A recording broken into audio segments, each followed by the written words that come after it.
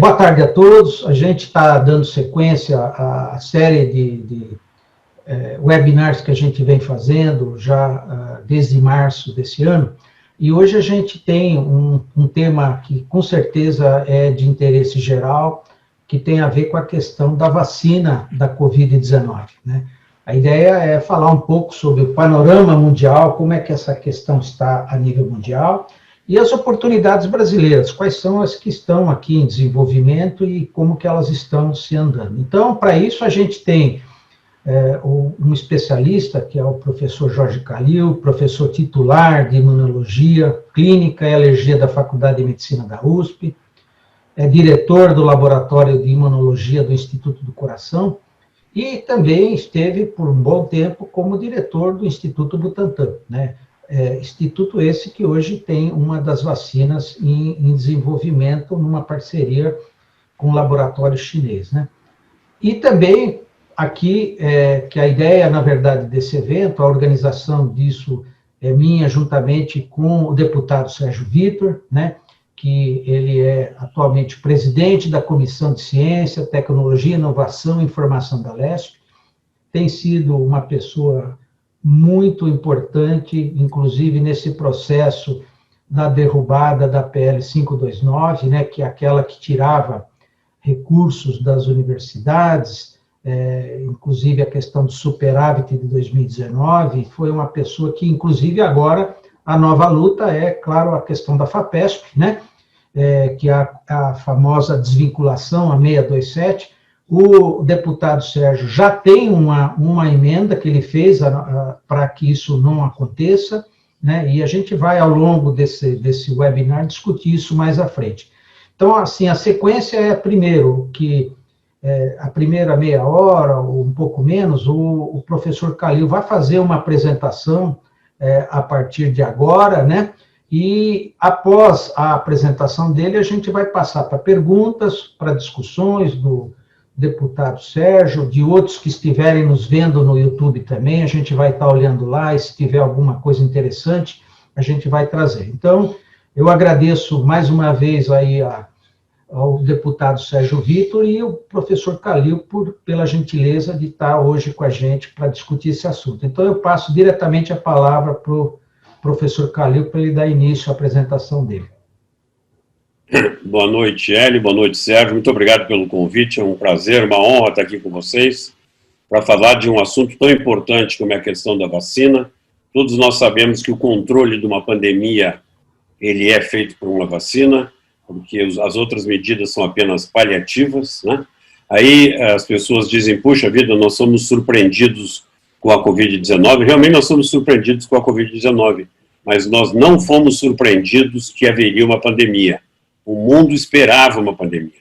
E a gente sabe que essas pandemias, elas ocorrem quando o vírus é respiratório. E quando o vírus é respiratório, que transmite de pessoa para pessoa, fica muito difícil controlar. Se nós tivermos um vírus que é transmitido por um vetor, nós sempre podemos tentar atacar o vetor, como é o caso da dengue, como é o caso da zika, como é o caso da febre amarela. Mas a maneira, inclusive, para essas doenças, o melhor é atacar o vetor e também ter uma vacina. No caso de um vírus respiratório, nós só podemos ter uma vacina. Ou se nós tivéssemos um remédio. Esse remédio tinha que ser barato, tinha que ser acessível, tinha que ser fácil de usar, etc. E não existe esse remédio. Existe uma tentativa mundial de acharmos um remédio para a Covid-19 e até agora não temos nada que valha realmente a pena. Então, é a vacina. E o que aconteceu? Quer dizer, a doença apareceu aí não faz 10, 11 meses, e de uma maneira impressionante a ciência mundial se lançou a trabalhar numa vacina. E essa luta fez com que nós tivéssemos várias perspectivas, várias possibilidades de vacina que estão sendo testadas agora. Só para vocês terem uma ideia, o mundo, já em 2017, eu estava terminando meu mandato no Butantan, nesse meu tempo no Butantan, e eu fui a uma reunião em Paris, onde foi criado o CEP. O CEP é uma coalizão de estados europeus de preparação para emergências e endemias. E porque já se esperava a doença. E o que se fez ali? Então, eram todos os estados europeus, as grandes fundações, como a Fundação Gates, a Fundação Wellcome, e fez um consórcio de pessoas, laboratórios, para que se preparassem, tivessem plataformas de desenvolvimento rápido de vacinas. E sem e sem dúvida, isso ajudou muito para que agora nós já tivéssemos protótipos de vacina, né?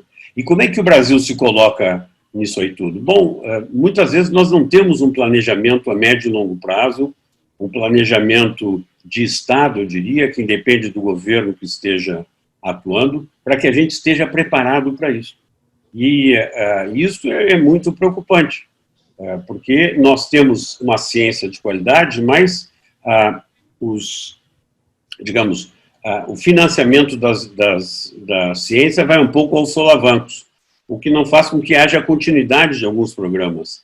E dentre esses programas, sem dúvida alguma, o programa de preparação para pandemias é alguma coisa muito importante, para que a gente não seja pego desprevenido, que a gente possa desenvolver as nossas soluções. Nesse caso, é uma pandemia realmente mundial, então tem muita gente trabalhando, mas se fosse algo que afetasse especificamente, especialmente o Brasil, nós temos que poder reagir rapidamente, e para isso nós temos que ter a nossa comunidade sempre preparada, sempre alerta. Para isso nós dependemos, sem dúvida, de que haja financiamento e que a gente possa fixar valores, né? Ultimamente, nós temos formados muitos valores que foram para o exterior de uma forma definitiva, o que eu acho absolutamente lamentável. Veja, a ciência brasileira, nos últimos, digamos, 30 anos, evoluiu muito, 30 ou 40 anos. Existe toda uma geração de cientistas que hoje já estão com a minha idade e que foram para o exterior e trouxeram novas tecnologias, novos conhecimentos, que foram implementados aqui no Brasil com o tempo, com esforço muito grande de todas essas pessoas, muitas vezes esforço pessoal, porque poderiam ter feito alguma coisa que fosse mais rentável, mas que resolveram se dedicar ao conhecimento, para trazer justamente, na esperança de trazer ao Brasil, ao estado de São Paulo, que tão bem acolhe os cientistas, porque tem universidade de primeira linha, que tem um sistema de financiamento muito importante, para que essas coisas ocorram. Então, eu vou falar um pouco para vocês sobre o panorama mundial, como é que eu vejo isto, e eu preciso, Hélio, que você me deixe compartilhar a tela, por favor. Obrigado. Então,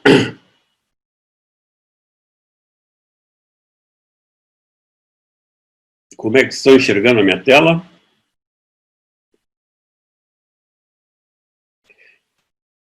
Então, eu vou falar um pouquinho sobre o que existe no mundo, como é que nós chegamos lá e qual é a oportunidade brasileira, quer dizer, o que a gente está fazendo no Brasil, pelo menos alguns dos grupos que estão fazendo, em particular eu vou falar sobre o que nós estamos fazendo. Então, a primeira pergunta que me fazem é, se nós temos fábrica de vacina, por que a gente não faz a vacina? Bom, a vacina não é pão, não é porque pão todo mundo já sabe fazer pão, até eu sei fazer pão. Mas a vacina a gente não sabe, não existe uma fórmula de vacina. A receita ela vai depender do que causa a doença. Então, se nós tivéssemos, e nós estávamos esperando, como eu falei, uma pandemia, a gente esperava sempre que fosse uma pandemia da influenza, porque a influenza é um vírus respiratório que circula há muito tempo, e nós tivemos várias ameaças. Você se lembra do H1N1, você se lembra do H5N5, mas teve, inclusive, em 2015, talvez vocês não tenham se dado conta, porque não foi tão difundido assim, nós tivemos a ameaça de um vírus, que é o H7N9, que também era um vírus de influenza. Bom, naquela época eu era diretor do Butantan, nós trouxemos rapidamente o vírus e preparamos os frascos semente para fazer a vacina rapidamente. E já naquela época, com a fábrica que nós tínhamos montado no Instituto Butantan, nós poderíamos, sendo vacina de um vírus só, sendo influenza, preparar 180 milhões de doses em coisas de 4 meses. Então, com isso, nós poderíamos vacinar o Brasil. Um pouco mais, nós vacinaríamos toda a América Latina. Inclusive, existe um acordo entre o Brasil e os Estados Unidos, principalmente através do Instituto Butantan, quando eu dirigia, de a gente produzir vacina suficiente entre Estados Unidos e Brasil para fazer uma como se fosse uma muralha para parar uma pandemia de influenza. Só que não veio influenza. Veio o SARS-CoV-2. E o SARS-CoV-2 a gente não conheceu suficientemente. Nós conhecemos já o coronavírus, o SARS-CoV, em 2002, ele fez uma ameaça muito grande na China. Depois, em 2012, apareceu o MERS no Oriente Médio. Mas tanto uma pandemia como outra foram controladas na origem. Houve experiências que foram feitas na época, mas que não foram dadas continuidade. Embora, por exemplo, o Instituto Jenner, que é um instituto de Oxford, ele continuou trabalhando com o MERS, pelas suas relações, inclusive, que eles têm no Oriente Médio. Então, algumas pessoas trabalhavam com isso. Mas o que se estudou também foram algumas características da resposta imune contra, mas não o suficiente. Então, quando surgiu o SARS-CoV-2, não houve tempo de nós estudarmos a resposta imune de defesa contra esse vírus. Nós tivemos que partir de pressupostos científicos, e que foram muito baseados, como eu disse no SARS-CoV, em saber que, eu vou mostrar para vocês daqui um pouquinho, como é que a gente neutraliza o vírus. Mas a gente tem que fazer uma vacina que não só nos proteja contra o vírus, mas também ela não dê efeitos adversos ruins. Ela não pode induzir doenças mais graves. Existem vacinas que foram lançadas, depois recolhidas, algumas até nem tão recolhidas. Por exemplo, a vacina que foi lançada da dengue pela Sanofi, ela, nas Filipinas, ela causou doença mais grave nas crianças depois de um certo tempo, por um fenômeno lá que depende de anticorpo que facilita a entrada do vírus na célula. Então, tem que ser cuidado isso, nós temos que olhar se essas vacinas são realmente seguras, e no pequeno e no médio prazo e no longo prazo, se possível, né?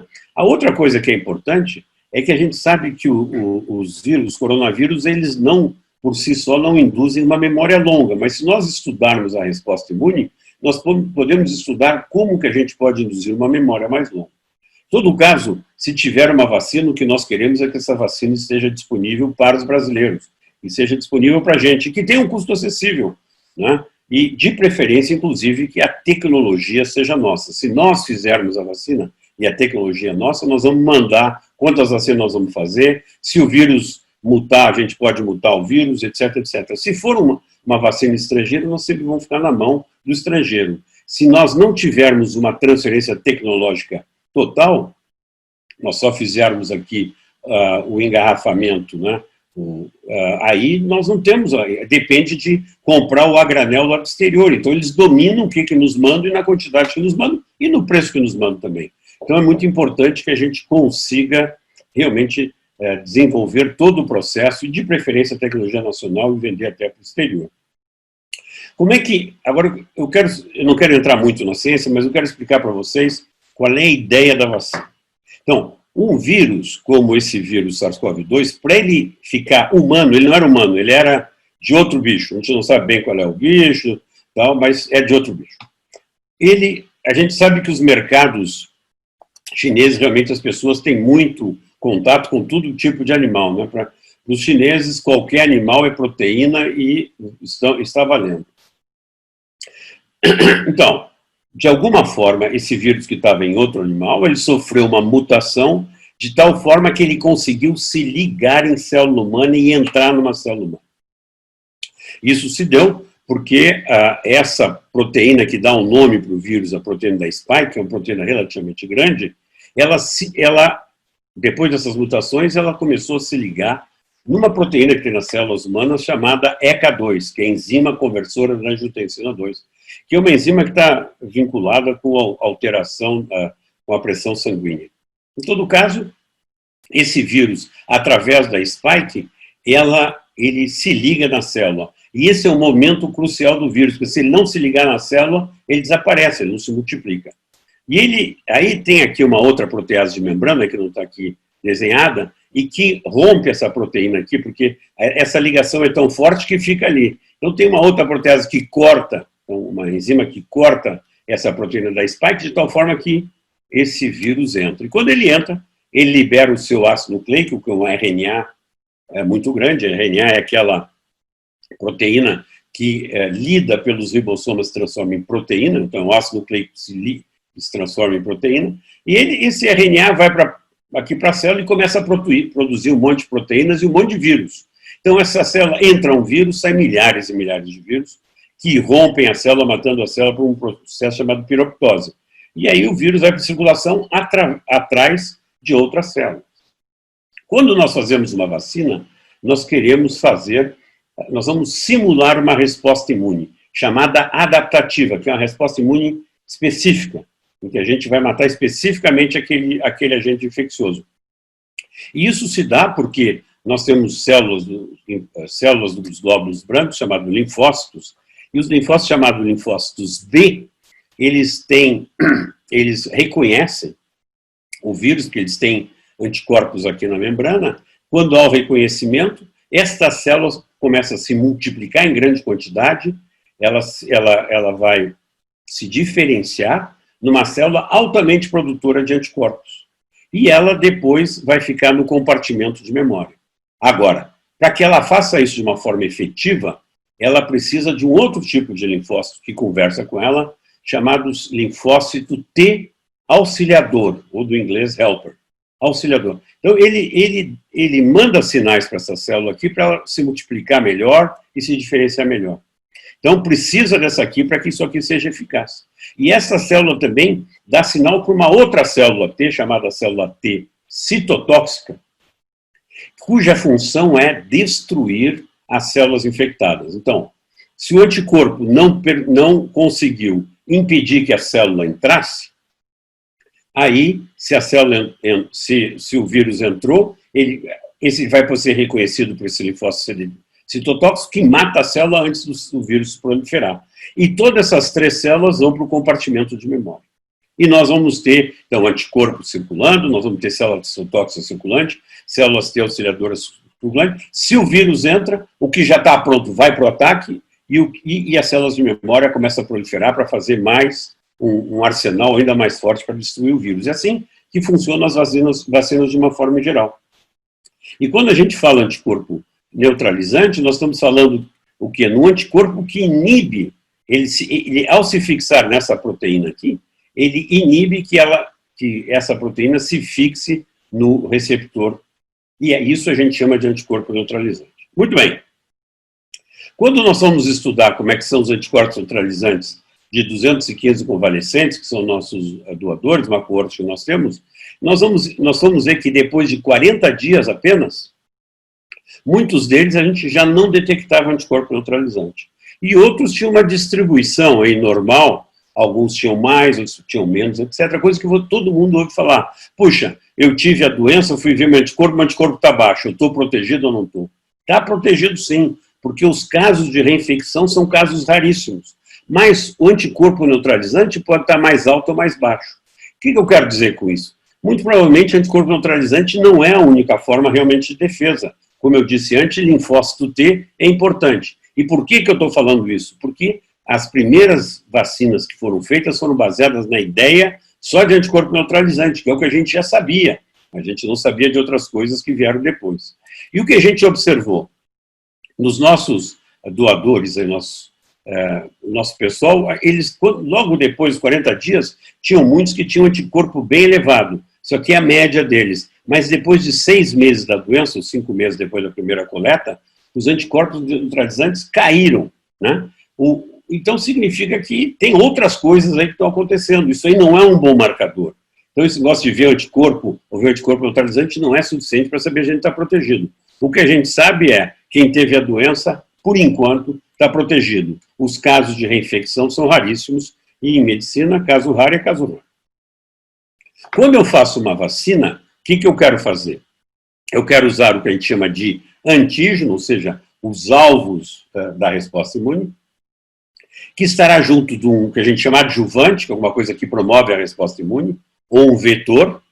E o que eu quero fazer? Eu quero induzir anticorpo que bloqueia, anticorpo neutralizante, e células citotóxicas que vão matar células infectadas. Eu quero os dois braços da resposta imune para ser mais eficaz. Muito bem. Então, como é que a gente faz para produzir uma vacina? Bom, aqui está o vírus, né? Então, você pode simplesmente produzir muito vírus e inativá-lo, matá-lo, né? Um vírus não é vivo, a gente não diz matar, a gente diz inativar. Inativa com produto químico, que é a vacina aqui que São Paulo está comprando. É a maneira mais óbvia de fazer e mais antiga. Quer dizer, você pega o agente infeccioso, que é o vírus, você mata e usa aquilo para que o corpo pareça que tem infecção, porque vai ter contato com o vírus. Mas não tem, porque o vírus não está ativo. Mas é uma forma de produzir. As outras vacinas que estão atualmente em estágios clínicos finais, elas partiram do pressuposto que a proteína da espícula era importante, era necessária e suficiente. Então fizeram vacinas, todas elas baseadas nessa proteína azulzinha aqui, que é a proteína da espícula. Como? Ou pegando um pedaço dela, né? Ou colocando essa proteína dentro do que a gente chama de um vetor viral recombinante, eu vou falar um pouquinho mais, ou colocaram numa molécula de DNA ou RNA, ou usaram uma partícula semelhante ao vírus, ou a proteína inteira com adjuvante, etc. Mas o que eu quero dizer para vocês é o seguinte, as 9 vacinas que estão em fase final de desenvolvimento, ou seja, que são na fase 3 clínica, elas são uma de 2 apostas científicas. Elas são ou vacinas inativadas, ou vacinas que apresentam a proteína da espícula de alguma forma que nós vamos ver. Que são essas formas que eu escrevi aqui. Então, primeiro, a vacina de vírus inativado, que é aqui São Paulo está comprando. Então, você está vendo aqui o vírus, esse vírus não consegue se multiplicar. Então, a substância química desativou o ácido nucleico lá de tal forma que ele não se multiplica mais. E quem é que está fazendo isso? Quem está fazendo isso são 3 institutos chineses em colaboração com 3 empresas chinesas. Em todo caso, é tudo do partido. E que estão desenvolvendo independentemente disso. Tem uma empresa também da Índia que está começando a desenvolver. E eles passaram aí rapidamente pelos estudos pré-clínicos, fase 1, fase 2, muito rápida, e chegaram em fase 3. E quem é que está fazendo fase 3 é o Brasil. Né? O Brasil que está fazendo essa fase 3, porque fez um acordo com os chineses, e os chineses deram para o Brasil testar, e eles não estão gastando dinheiro com isso aí. E estão esperando o resultado do Brasil. Parece que eles estão vacinando, inclusive, algumas pessoas lá, mas não num estudo controlado, como está sendo feito aqui. Muito bem.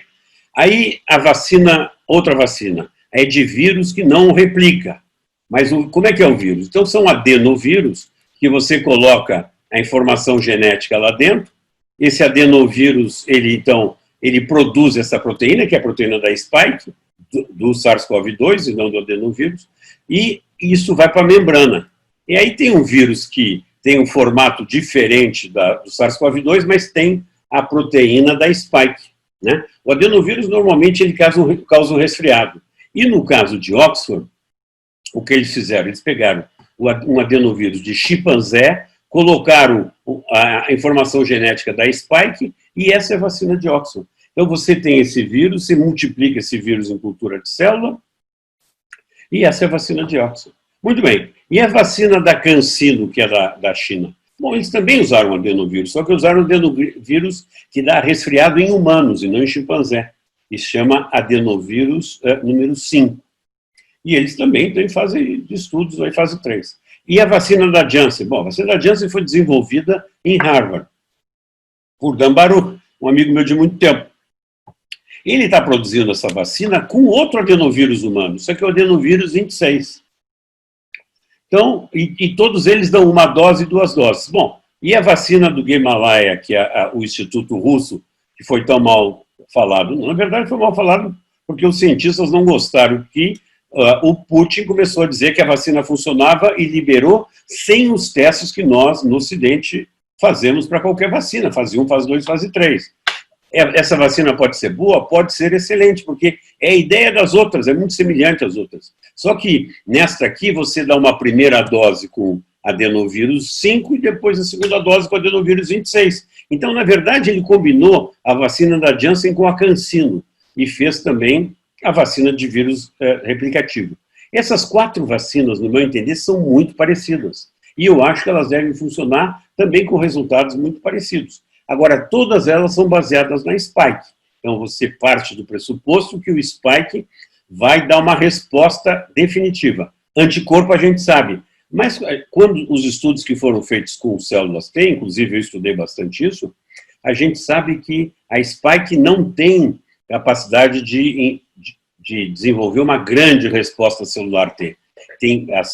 Existem outras proteínas do vírus que fazem isso. Então pode ser que esta vacina ela não dê uma cobertura para todo mundo, porque nem todo mundo vai reconhecer esses pedaços de vírus de célula T. E pode ser que essas vacinas elas apenas protejam uma parte da população.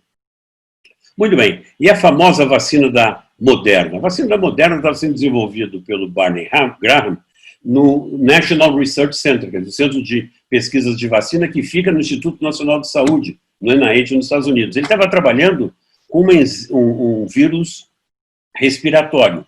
Quando surgiu a sequência do vírus da Moderna, ele mandou sequenciar a parte da spike num RNA. Né? O RNA é aquele fragmento de ácido nucleico que se traduz numa proteína. Então, eles conseguiram fazer com que esse RNA sintetizado, eles colocaram numa pequena partícula, numa nanopartícula lipídica de gordura, e esta nanopartícula aí, por carga e por adesão, se liga numa célula. Aí despeja o RNA lá dentro, o RNA é traduzido em proteína, sai, e a resposta imune ocorre. E aí você tem uma resposta imune que começa com o ácido nucleico, passa na proteína e faz a resposta. Muito bem. A Moderna faz isso, a Pfizer faz praticamente a mesma coisa. Só que quem desenvolveu o RNA da Pfizer foi uma biotech alemã chamada BioNTech. E existem várias outras que estão aí sendo testadas em vacinas de RNA. Vacina de RNA é uma promessa há 10 anos. Nós temos alguma vacina aprovada de RNA no mundo? Não, não tem. Assim como não tem também nenhuma de adenovírus que eu mostrei antes. Então não tem nem de adenovírus, nem de RNA. Podem funcionar, é uma expectativa, tem muita chance de funcionar, mas por enquanto ainda não se provou que funciona. Até agora o que as pessoas fizeram fase 1 e fase 2. O que é fase 1? É ver se a vacina não causa nenhum problema maior. Fase 2, a gente vê qual é a melhor dose da vacina, se é uma dose, 2 doses, 10 microgramas, 20 microgramas, 100 microgramas, não sei. Cada uma tem a sua. Bom, isso aí determinado vai para a fase 3. O que é a fase 3? Você imuniza um grande número de pessoas, duplo cego, porque você não sabe se imunizou com a vacina ou com placebo, é aleatório, e aí você observa na vida normal se essas pessoas estão protegidas ou não. E aí como é que você sabe quando é que dá certo e quando dá errado? Bom, existe um pequeno grupo de experts que acompanham, e eles sabem quem é que recebeu a vacina e quem é que recebeu o placebo, e vão fazendo as contas a cada vez que isso aí ocorre. E eles veem se estatisticamente mostra que a vacina protege contra esse vírus ou não. E é assim que se faz. E a fase 3 é importantíssima. É a única que dá resultado. Antes disso, as pessoas dizem funciona ou não funciona porque induz anticorpo neutralizante. E eu não quero ser repetitivo demais. Anticorpo neutralizante pode ser importante, mas a gente não sabe ainda se só anticorpo neutralizante defende contra o vírus. A gente sabe que precisa resposta celular, sim senhor. E que outras vacinas estão aí? Bom, tem uma outra vacina que tem muita esperança, que já está em fase 3 também, que é de uma empresa americana chamada Novavax, que trabalha em colaboração com a GSK. Essa Novavax, o que fez? Fez a proteína, de novo, a proteína spike, sempre ela, de uma forma recombinante, em grandes quantidades, e aí colocou com adjuvante, e essa é a vacina. Bom, e pode ser feito também o que a gente chama de VLP, que é uma partícula que se assemelha a um vírus, não um coronavírus, a um outro vírus qualquer, e que vai carregar o que a gente acha que é importante para vacinar, os antígenos que são importantes para vacinar. Então, lembrando, até agora só spike ou então inativado. Agora os grupos novos estão pensando em outras coisas. Se não, vejam, os ensaios clínicos que estão em fase 3, né, os mais importantes do Brasil, da Universidade de Oxford, tem ensaios na Grã-Bretanha, África do Sul e Brasil. A AstraZeneca, que é a empresa que está produzindo, fez outros ensaios nos Estados Unidos e Japão. Você acredita que tem uns 60 mil voluntários ao todo que vão entrar aí, não terminaram ainda.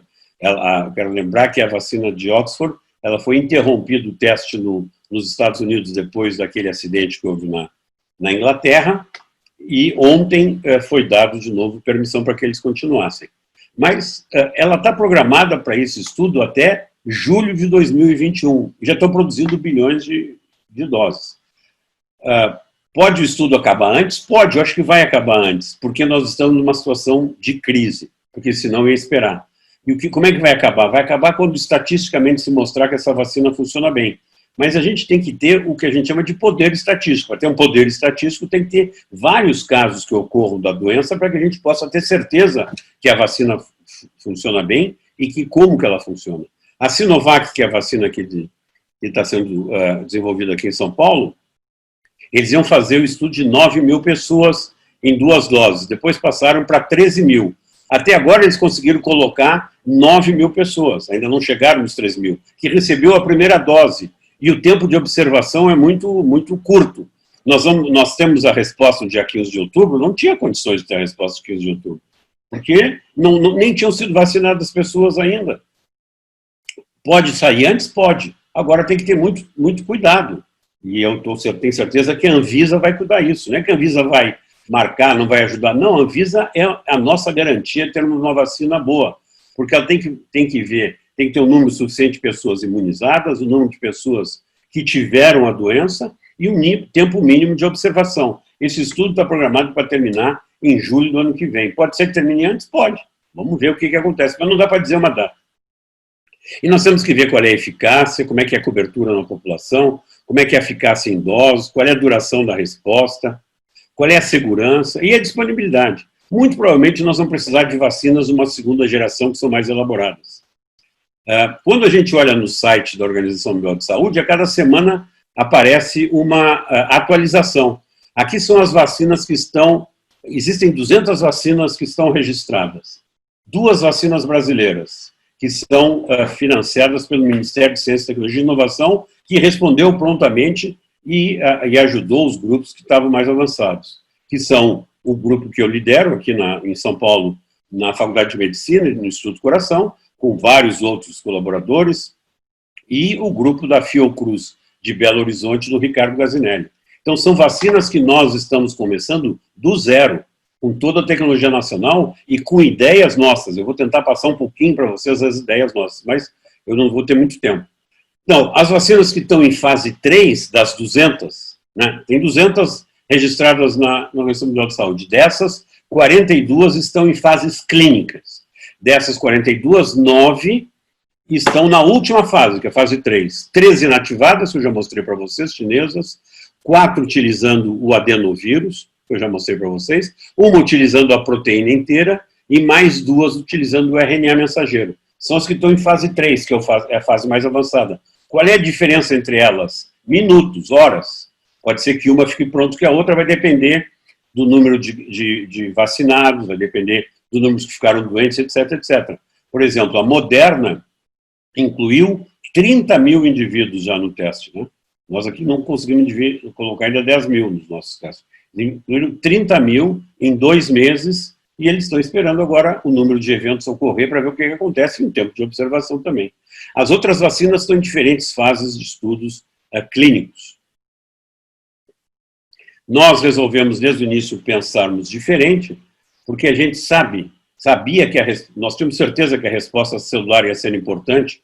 Então, nós colhemos o sangue de 200 doadores que eram convalescentes, nós fizemos uma predição utilizando bioinformática para estudar quais são os fragmentos do vírus que poderiam interagir com o sistema imune, fizemos o teste nisso, selecionamos quais são os fragmentos mais importantes, fizemos isso também com os anticorpos, sintetizamos fragmentos do vírus lá no meu laboratório, de acordo com dados de bioinformática, criamos chips para testar, selecionamos fragmentos que geram bons anticorpos e fragmentos que geram boa resposta celular.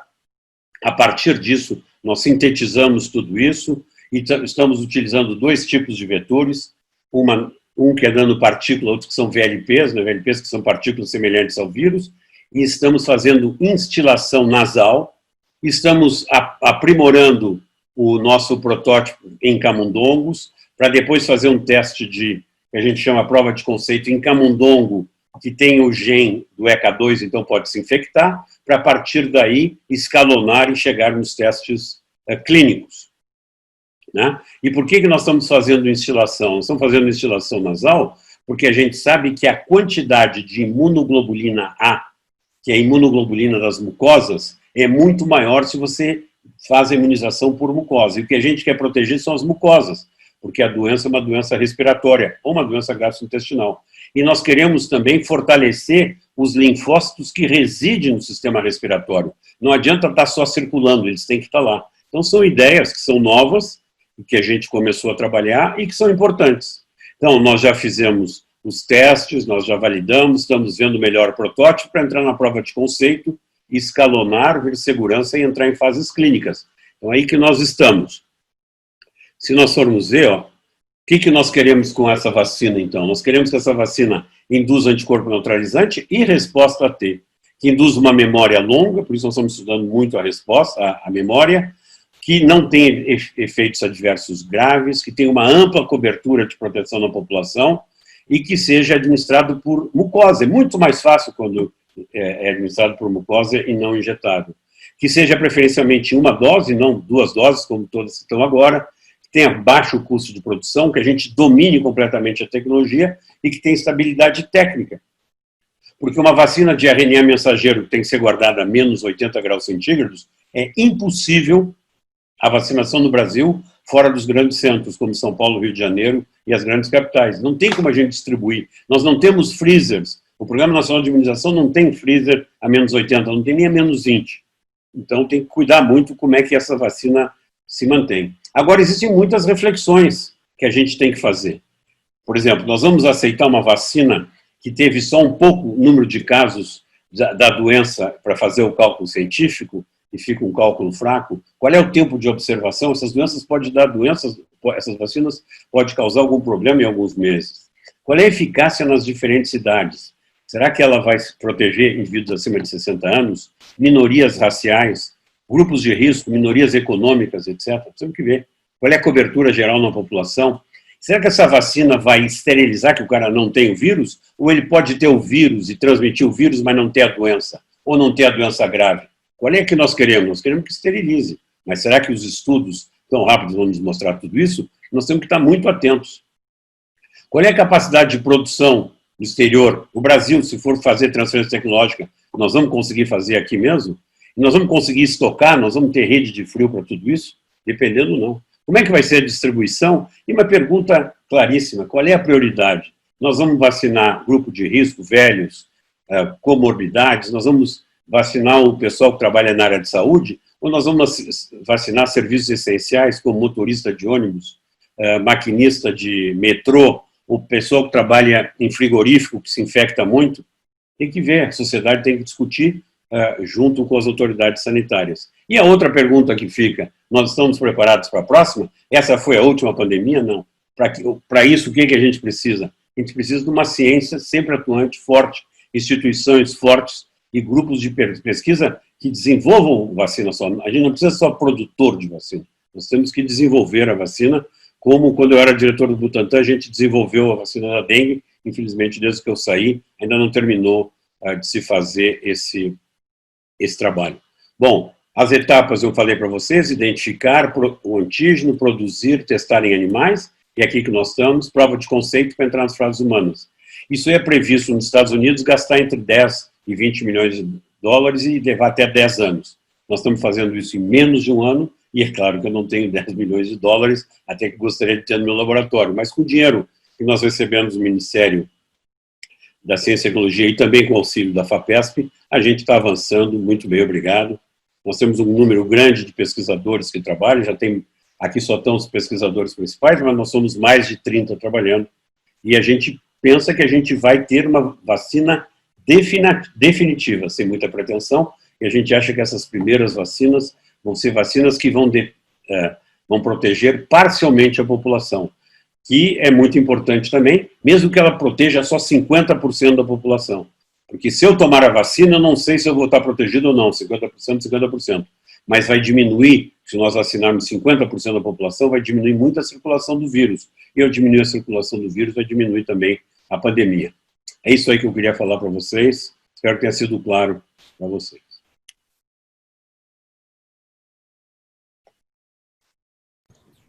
Bom, muito boa apresentação, parabéns, Calil. Acho que deu para você fazer uma visão bem. Eu queria agora, de imediato, passar a palavra para o Sérgio, que ele, que está no ambiente da Assembleia, com certeza deve ter muitas dúvidas, esclarecimentos, então eu passaria a palavra para o Sérgio para fazer observações e perguntas que ele achar importante para complementar, esclarecer mais quem está nos vendo aí pelo YouTube. Por favor, Sérgio. Obrigado, Hélio. Bom, primeiro, professor Calil, obrigado pela aula, muito didático para mim, obviamente que sou leigo, consegui entender, ou pelo menos sinto que consegui entender perfeitamente aí sua explicação. Mas agora eu confesso que eu não sei se eu saio mais confortável ou mais preocupado com o final da sua apresentação.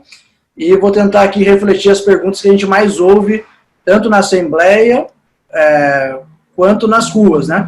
Nas redes sociais, enfim. A Assembleia, obviamente, que é um ambiente mais político, e aí tem vários outros interesses, mas na rua, acho que a dúvida do cidadão comum passa mais pelos seus últimos slides ali de reflexão, né? Primeiro, a gente está, bom, a Coronavac aí é a principal discussão hoje em dia, né? A gente vê nossas lideranças, na minha opinião, politizando de uma maneira completamente errada aí a vacina. Você falou aqui que a gente passou muito rapidamente na China pela fase 1 e fase 2 da Coronavac. Isso te deixa quão desconfortável? Rápido no sentido de que bom que foi rápido, ou eles atropelaram fases e a gente está na fase 3, mas sem saber muito bem como é que foi a fase 1 e 2. Eu vou fazer uma pergunta e deixo você responder, acho que é mais fácil, eu estou com um livrinho de perguntas aqui para você. Tá bom. Veja, eu acho que foi bom que a gente foi rápido, nós estamos numa emergência mundial, todo mundo passou muito rápido pela fase 1 e 2. A que eu não gostei, sinceramente, que eu acho que foi rápido demais, foi a vacina russa. Mas a Coronavac, eu acho que fez uma boa fase 1 e fase 2, sim, embora rápido. A gente gostaria de ter mais tempo de observação. Eu espero que eles continuem observando, a gente não sabe. Eles devem estar continuando a observação, porque já faz aí 6, 7 meses que as pessoas foram vacinadas, né? E as vacinas de vírus inativado, elas dão poucas reações adversas logo depois da vacinação. Tem alguns eventos adversos tardios, que têm que ser observados, mas não tem nenhuma descrição até agora, espero que não continue. Então, acho que tranquilo. Eu acho que essa vacina tem chance, evidentemente. Não será a última vacina, é uma vacina, como eu disse, antiga. Muito frequentemente elas dão uma cobertura que não é muito forte e nem muito longa. Mas, de repente, vai funcionar muito bem, obrigado. Vamos ver o que dá o estudo de fase 3. É importante que a gente tenha o estudo de fase 3, que não é só segurança imediata após a injeção. É uma observação médica mais prolongada e, sobretudo, se ela realmente protege contra a doença. Para mim, que sou leigo e não entendo tanto do assunto, é claro que eu acredito que tenha sido de uma maneira muito transparente, mas as pessoas falam, né, a vacina da China, a China sempre escondeu dados, o Brasil, os termos ainda são cobaias, né? E você também mencionou sobre a tecnologia ser nossa ou vir de fora. Quanto dessa vacina chinesa a gente sabe, a tecnologia é compartilhada ou a gente está apenas testando algo que vem, como o senhor mencionou, de fora, a gente compra os itens prontos e a gente testa aqui? Como é que está sendo esse compartilhamento? Até agora veio uma caixinha de surpresa, quer dizer, veio uma vacina que não se sabe, deve estar se passando agora. Espero que tenha sido suficientemente claro o contrato com os chineses, que eles têm que passar toda a tecnologia para que se faça tudo aqui, né? Mas para isso tem que ter uma fábrica. Não existe uma fábrica, tem que construir uma fábrica.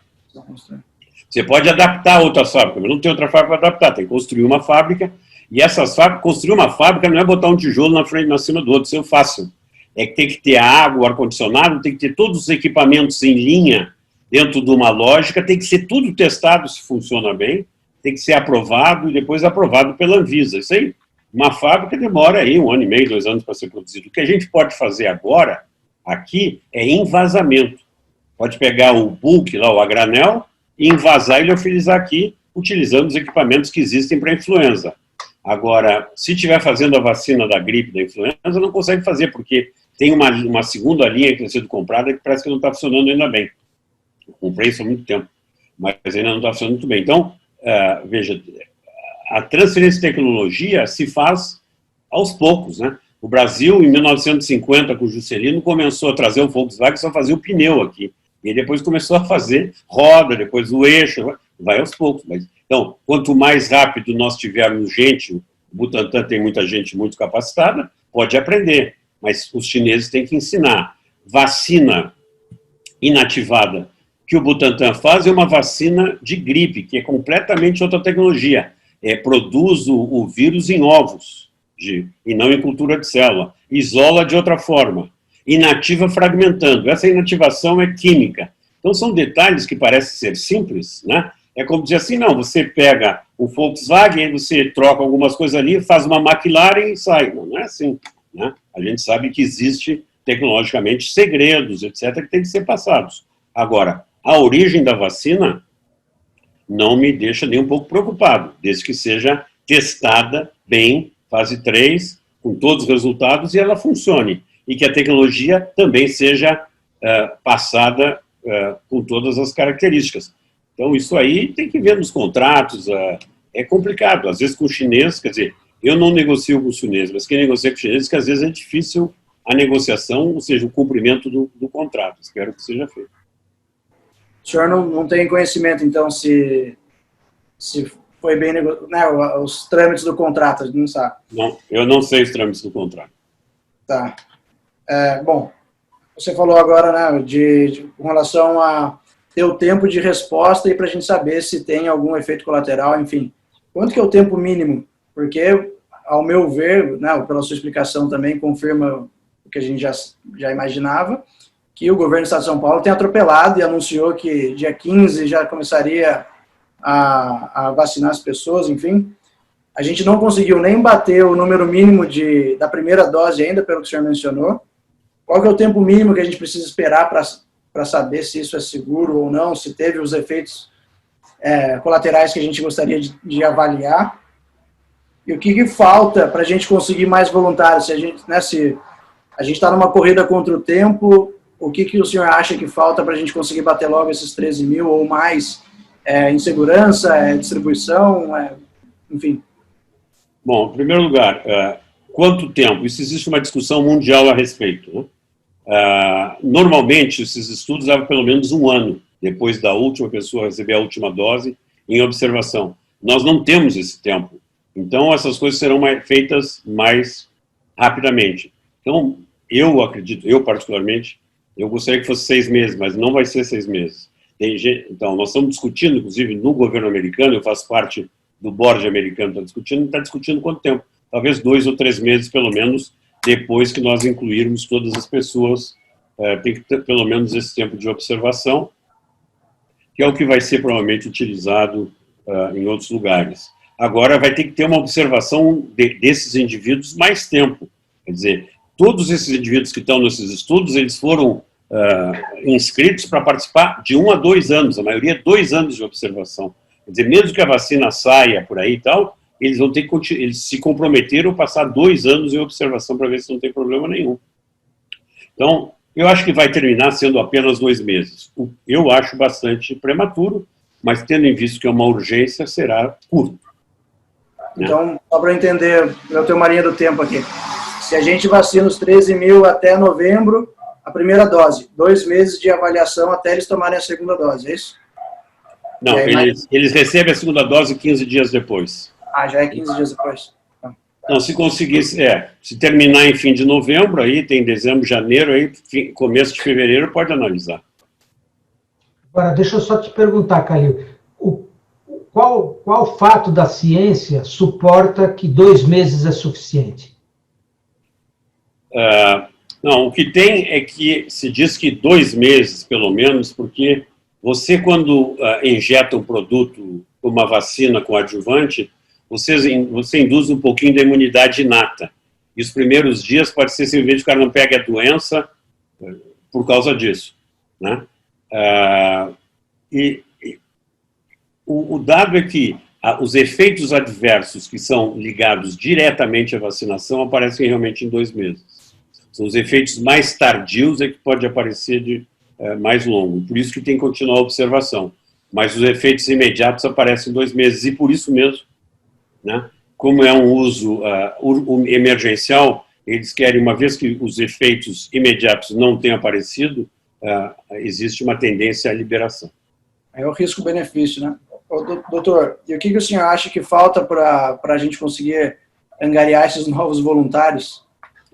Veja, eu acho que para ter mais voluntários, bom, tem 2 coisas. Primeiro, a capacidade de cada um dos centros de absorver voluntários. E segundo, eu acho que tem que continuar a fazer publicidade, propaganda, mostrar para as pessoas o interesse para eles e social de fazer isso, porque tem muita gente que fica com medo quando eles começam a ouvir nas redes sociais, essa é chinesa, essa é japonesa, essa é russa, etc, etc. O que não tem nada a ver, entendeu? Elas têm que ter padrões, né? Inclusive, a vacina, para entrar no Brasil, eu não sei qual é a discussão que estava tendo entre a Anvisa e o Butantan, mas a Anvisa tem razão que ela tem que inspecionar a fábrica chinesa para que essa vacina chegue aqui, para ver se eles estão mantendo os rigores. Todas têm que ser inspecionadas. Não é porque é chinesa, ou porque é russa, ou porque é francesa, todas são inspecionadas, para ver se tem os padrões internacionais. Uma coisa é entrar algo para ser testado. Para teste, tudo bem. Agora, trazer uma vacina que vai ser utilizada na população, normalmente ela tem que ter sido aprovada. Como nós estamos num caso emergencial, ela pode ser aprovada e ficar em custódia, dentro até do Butantan, mas só pode ser liberada depois de ser aprovada, né? Então, tudo que a Anvisa está fazendo é para a nossa própria segurança, isso tem que ficar muito claro, porque diz assim, é um absurdo a Anvisa segurar. A Anvisa não é política, pessoal. Eu trabalho com a Anvisa desde que a Anvisa foi criada. A Anvisa não é política, ela tem lá os seus procedimentos. Ela era emperrada burocraticamente, ela está muito melhor agora. E ela está trabalhando excepcionalmente bem agora na pandemia. Agora, tem coisas que eles fazem para a nossa segurança e tem que ser mantidas. Hélio, eu tenho algumas mais aqui, se você quiser fazer também. Só uma questão, quer dizer, eu vi que a sua vacina que você está fazendo na USP, você vai testar em camundongos de animais. Por que essas vacinas todas que você está falando, que você citou, nenhuma foi feita teste em animal? Não foram feitas assim, Hélio. Foi feito muito rápido. Foram feitos em animais, senão não tem como entrar em humano.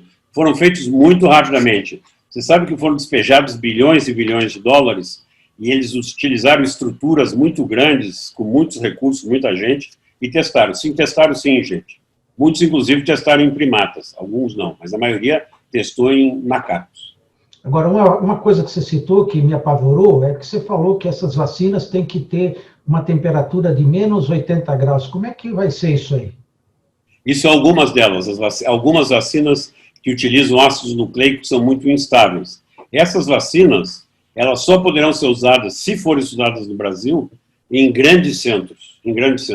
Não vai dar para internalizar. E provavelmente elas vão vir via instituições privadas. Eu acho que elas vão custar caras, todo o sistema digamos, de distribuição muito complicada para nós conseguirmos fazer isso através do nosso SUS, que provê as vacinas para todo o Brasil. Então, eu acho que isso aí será uma coisa que, eventualmente, será feita pelos privados. Vai lá, Sérgio. Doutor Jorge, você mencionou que pode ser que essa vacina tenha aí uma eficácia de 50%. E mencionou que mesmo assim isso é importante fazer, né? Como é que a gente define qual que é a porcentagem adequada ou o piso? Bom, normalmente uma vacina que a gente utiliza em termos não de emergência como agora é pelo menos 80%. Eu não acredito que essas vacinas sejam 50%, eu acredito que elas cheguem a uma eficácia maior, aí por volta de 70%, mas nós temos que ver o que vai dar, né? O teste da eficácia, eu acho que é claro, um teste estatístico, você imuniza um grande número de pessoas, você vê depois um certo tempo de observação, quando as pessoas ficaram doentes, aí você abre, né, esse DSMB, esse grupo especial abre, e vê quantos eram vacinados, ficaram doentes, e quantos eram um placebo. E aí você faz uma série de cálculos para dizer a eficácia. Idealmente, nós temos que ver eficácia em grupos diferentes, quer dizer, uma coisa é eficácia em jovem, outra coisa é eficácia em velho, uma coisa é eficácia em pessoas que têm comorbidades, como diabetes, etc., outras em pessoas normais. Mas pode-se calcular exatamente isso. E é claro que a melhor escolha seríamos nós escolhermos vacinas que sejam bastante eficazes com poucos efeitos adversos. Vamos ver o que vai acontecer. No começo, acho que a gente tem que comprar qualquer coisa, mas normalmente o mercado depois vai se adaptando e vai ficando mais de acordo com a necessidade e o que seja melhor. Esses voluntários que estão sendo usados, que já foram 9 mil, são pessoas que já contraíram a doença ou são pessoas normais? Sem nenhum problema? No princípio, eles estão fazendo um teste e as pessoas que já contraíram a doença não estão recebendo a vacina. Porque o que você quer saber é se a vacina induz imunidade, não se a doença anteriormente induz imunidade. Como a gente tem pouca reinfecção, tem que ser pessoas que não ficaram doentes. Tem sido só profissionais de saúde, por enquanto, né?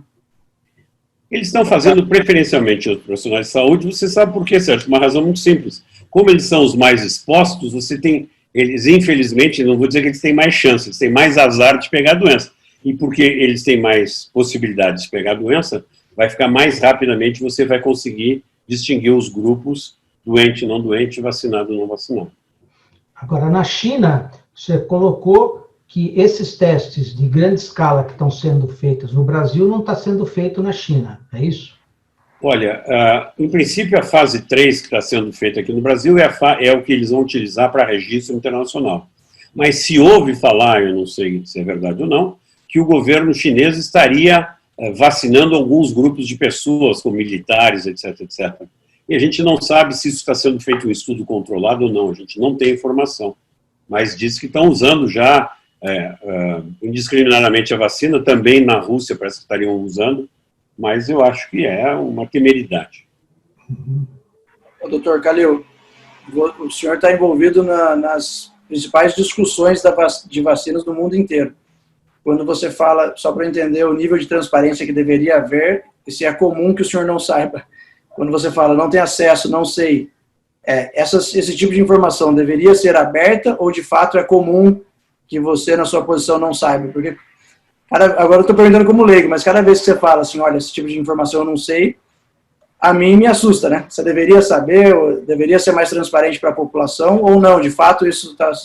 Veja, contrato comercial, eu realmente não sei. Com relação às vacinas, eu sei muita coisa. Tem um determinado tipo de informação que eu posso passar, outro eu assino o termo de confidencialidade que eu não posso passar, né, a informação. Então, as que eu não posso passar, muitas vezes eu digo eu não sei, porque eu não posso passar. Eu tento separar o meu cérebro aqui e só passar aquilo que eu sei que é de conhecimento comum. Como, por exemplo, eu sei internamente que a Moderna terminou o estudo, mas como foi publicado isso nos Estados Unidos, num jornal lá, eu posso dizer que a Moderna já terminou, já incluiu seus 30 mil pessoas na semana passada.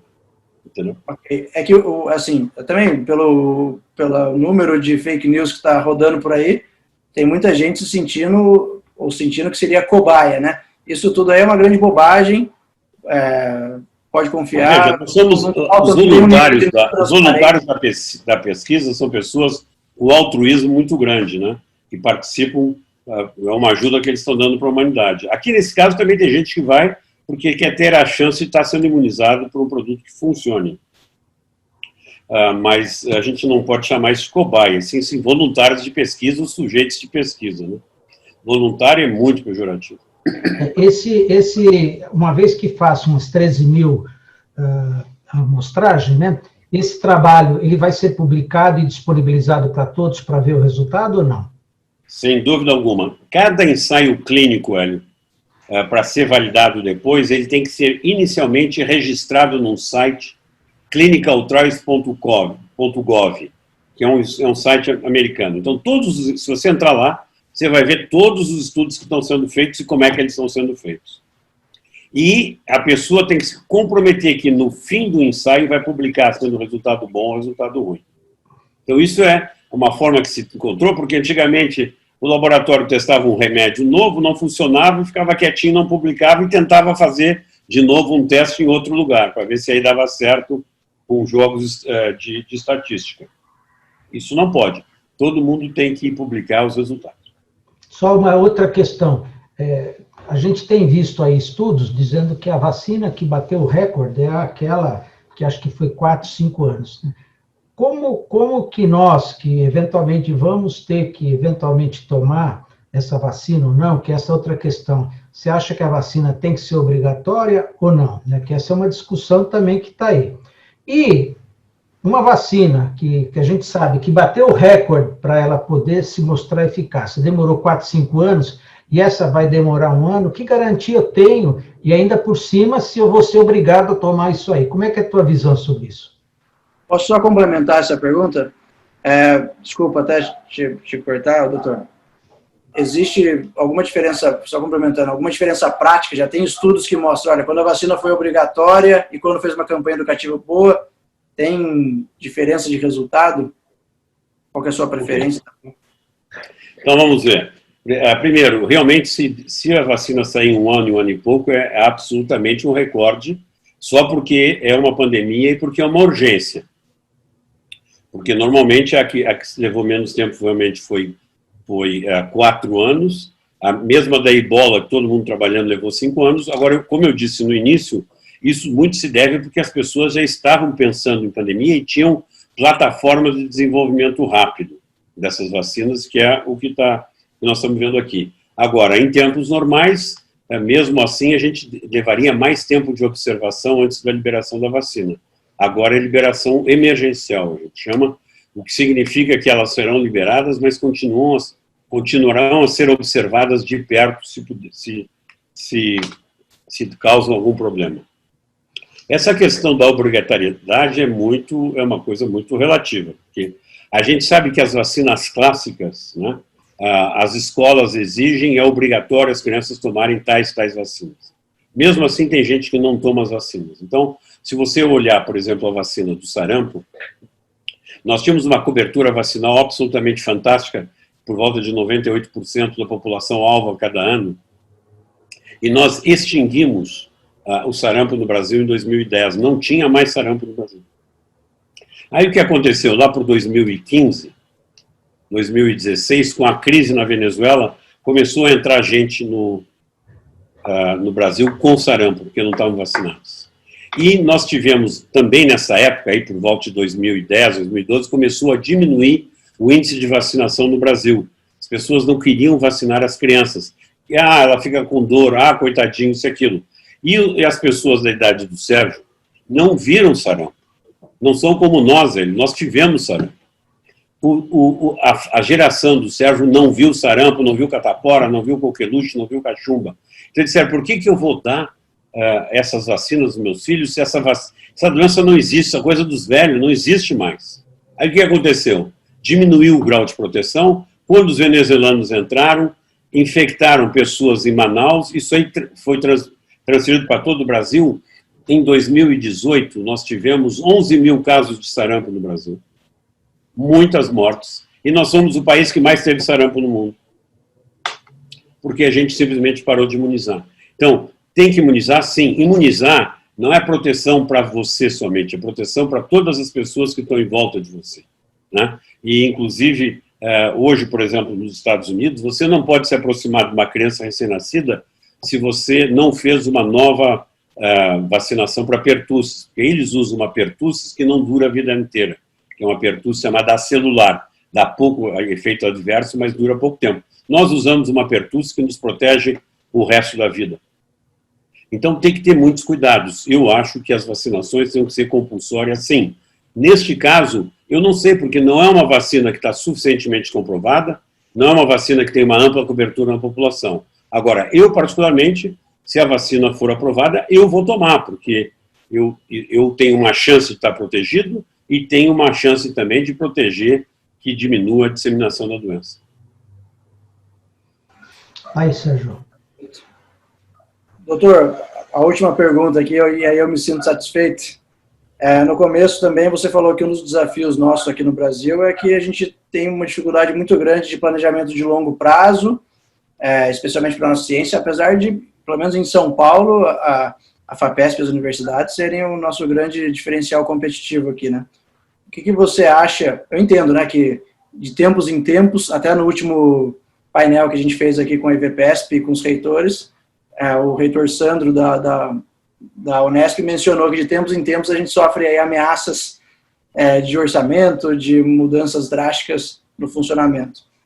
O que o senhor acha que falta, além da insegurança, da falta de recurso, que a gente tem um capital humano muito e instituições fortes aqui, né? Nós temos instituições fortíssimas. Bom, o que falta é isso. Se nós tivermos variações nos financiamentos, é complicado. Se nós não tivermos uma maneira de, digamos, renovar os quadros nos institutos de pesquisa e nas universidades, também é complicado, porque a gente perde as novas pessoas, as novas tecnologias, né? Muitas vezes, por exemplo, alguma coisa como uma pandemia é mais alguma coisa de Estado do que propriamente do Estado do que do Estado de São Paulo, quer dizer, uma coisa que seja mais do país como um todo. Mas eu acho que São Paulo, mantendo a sua pesquisa, ela vai ajudar muito a São Paulo e o resto do Brasil. Veja que a resposta que nós tivemos nas últimas pandemias e epidemias foi fantástica, tanto na Zika, como na febre amarela, como agora. Agora aqui na Covid, nós isolamos o vírus quase imediatamente, sequenciamos vários testes diagnósticos de PCR e de exame de imunoenzimático foram desenvolvidos aqui em São Paulo. Nós estamos trabalhando na vacina, nós descobrimos novos métodos de tratamento, descrevemos o problema todo de coagulação. Veja, São Paulo aparece no mundo, apesar de ser dos últimos que apareceu a doença, então os outros já puderam descrever muita coisa antes, nós fizemos uma diferença muito grande desde o diagnóstico, identificação e tratamento. Mas isso tem que continuar e tem que ser muito forte. Eu acho que poderia até ser mais forte, porque, inclusive, as instituições tinham que ser, as instituições de pesquisa e as universidades têm que ser completamente autônomas. Não pode ser dependentes da política. Você me desculpe, sei que você é político, mas não pode ser uso de um político. Essas instituições têm que ser acima da política, né? Então, por exemplo, o Instituto Butantan, desculpe lhe dizer, mas ele não pode estar a serviço do governo do Estado. Ele tem que servir, sim, o Estado, e não a serviço do governo do Estado, que são coisas muito diferentes. Agora, não pode ser uma nomeação que dependa diretamente do governador, porque senão vai fazer o que o governador quer. Então, nós temos que ter instituições que sejam autônomas. O Trump, por mais que fale mal do Anthony Fauci, não coloca o Anthony Fauci na rua.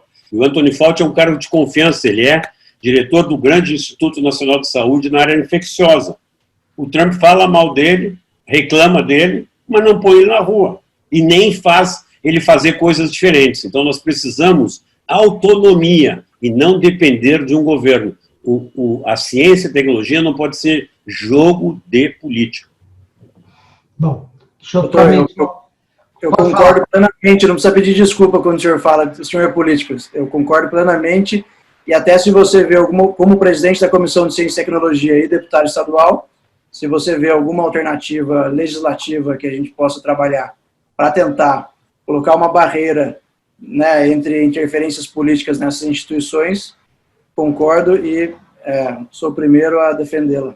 Sérgio, quando eu era diretor do Butantan, nós começamos a estudar uma proposta para que os institutos de pesquisa do Estado de São Paulo sejam autônomos, com um orçamento, com um diretor, pode ser escolhido até em lista tríplice, mas que venha de uma comissão que nomeie os candidatos, pode até ser escolhido pelo governador, mas que tenha mandato e que tenha autonomia de gestão. É isso que tem que ser feito. Inclusive comitê de buscas, né? Quer dizer, você... Comitê de busca, eu estou dizendo. Comitê de busca. Para poder e que tenha conselhos, né? Os conselhos têm que ser representativos da sociedade, né? Então, quando eu era diretor do Butantan, eu fiz um conselho que tinha pessoas, diretores de faculdades de administração, de engenharia, entendeu? Pessoas que têm uma visão ampla da inovação, da gestão, etc., para que a gente seja competitivo. Deixa eu fazer a última pergunta, que eu e o Calil temos daqui a pouco outra reunião aí, que já deve... Já começou, não tem problema. É o seguinte, olha... Essa aqui é muito importante. Você falou o seguinte, falou a questão de que, para que a gente não seja, quer dizer, no caso aí dessa parceria com a China, né, na questão dessa vacina, a gente não seja somente um embalador de coisa que vai vir lá. Você me comentou que para fazer uma fábrica, para fazer tudo isso aí, você vê, a gente teve a PL 529, ameaça nas universidades e na FAPESP. Agora a gente tem a FAPESP também.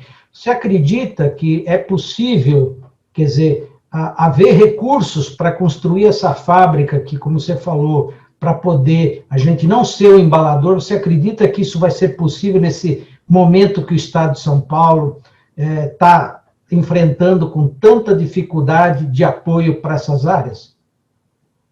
Eu vou ser muito franco para você, Tânia. Quando eu saí do Butantan, existia em caixa o equivalente a 500 milhões de dólares. O faturamento do Instituto Butantan é superior anualmente a 2 bilhões de dólares, com um dinheiro que fica na fundação muito bom. Existe sim. Agora, o Butantan gastou 400 milhões para comprar respirador, para comprar teste diagnóstico, que não é a função dele, que não fez teste diagnóstico da Covid. Não estava aparelhado e não resolveu o problema do PCR no estado de São Paulo. Se utilizar o dinheiro, se tiver autonomia de gestão e utilizar o dinheiro e investir na vacina, tem recurso para fazer a fábrica. Bom, olha, eu acho que... Doutor, desculpa te fazer a última pergunta que veio do YouTube, só para prestigiar quem assistiu a gente aqui. É só com o Brasil que a China tem parceria de testes? Para esses testes da Coronavac? Não, está em vários países. Com a Coronavac, que eu saiba, sim. Parece que eles estão fazendo um teste, também um acordo com a Indonésia, mas eu não vi a confirmação. Agora o Brasil tem com Oxford também, né? E estão testando aqui no Brasil Janssen e Pfizer. Só que Johnson e Pfizer, eu não sei se tem alguma colaboração com o governo para que haja transferência tecnológica. Acho que eles só estão utilizando o fato que aqui no Brasil tem muitos casos e que tem uma medicina de qualidade que pode fazer o teste e fazer o teste de uma forma barata. Só também, viu, Sérgio, aqui tem uma pergunta no YouTube que cabe aí, talvez vocês como deputados, se há alguma possibilidade de vocês encaminharem um pedido para ter acesso a esse contrato que foi realizado, né? Que eu acho que a Assembleia deveria, né, eventualmente ter alguma autonomia para fazer isso. Será que não? Eu vou consultar. Aí é muito mais... se tem uma confidencialidade até de quem participa lá de cima, dificilmente a gente vai ter acesso, políticos tendo acesso a isso, né? Mas eu vou consultar. E aí, se a pessoa que perguntou quiser mandar para a gente diretamente a mensagem, a gente responde assim que chegar a resposta. Ok, bom. Eu acho assim, só essa última mesmo, quer dizer, a Anvisa autorizou a compra de 4 milhões já de vacinas lá da China. Isso já não está antecipando isso aí não deveria aguardar um pouco mais antes de autorizar a vinda dessas 4 milhões de doses? Eles autorizaram, mas não permitiram a distribuição. Ela tem que ficar em depósito consignado e não pode ser liberado até que haja liberação. Pode vir, mas não pode ser distribuído. Mas que vantagem tem isso, fazer isso? Bom, o governo de São Paulo acho que fez bem, quer trazer logo a vacina daqui, se for aprovada, para distribuir rapidamente. É só uma questão de tempo. Porque a vacina vai ficar aqui e não pode ser usada. Agora, se a vacina não funcionar, é um gasto a mais para incinerar. Beleza. Bom, Sérgio, podemos terminar, Sérgio? Podemos. Só queria finalizar agradecendo pela aula aqui, Jorge Calil. Muito obrigado pelo seu tempo. Tem bastante gente que assistiu a gente e pôde tirar as dúvidas aqui. Eu fiz várias perguntas atendendo a pedidos. Obrigado. Como cidadão também, pelos seus trabalhos aí, para a gente encontrar rapidamente uma solução aí para essa pandemia. Agradeço a aula e o seu tempo. Muito obrigado, Sérgio. Então eu também queria agradecer a todos que nos acompanharam pelo YouTube. Todas as perguntas, comentários que estão lá, eu vou colecionar todos eles, vou mandar para o Calil também, para o Sérgio também, que são perguntas e sugestões interessantes, né? Agradecer a presença de todos vocês, dizer que esse evento aqui está sendo gravado, né? Já está. Eu vou depois fazer uma edição especial e disponibilizar para todo mundo. Eu acho que todos devem ter acesso a essas discussões, as perguntas que foram feitas, que eu acho que são as perguntas que eu entendo que estão atualmente em toda a rede social, as dúvidas acho que foram tiradas, né? E essa questão, inclusive, da obrigatoriedade ou não, são todos temas que foram abordados. Então, eu agradeço mais uma vez ao deputado Sérgio Vitor, né? É um parceiro, eu tenho certeza, ele é uma pessoa que a gente vai poder contar em todas as lutas que a gente vai ter ainda para travar, não só agora na FAPESP, mas outras, né? Ao professor Calil, e desejar a todos uma boa noite, e estaremos aí, esperamos uma outra oportunidade, talvez, para voltar a essa discussão, como o Calil falou, talvez envolvendo mais deputados lá, que é um assunto muito importante que merece análise de toda a leste. Um abraço a todos, obrigado, boa noite e até a próxima. Obrigado, Sérgio Vitor, obrigado pela luta. Isso aí.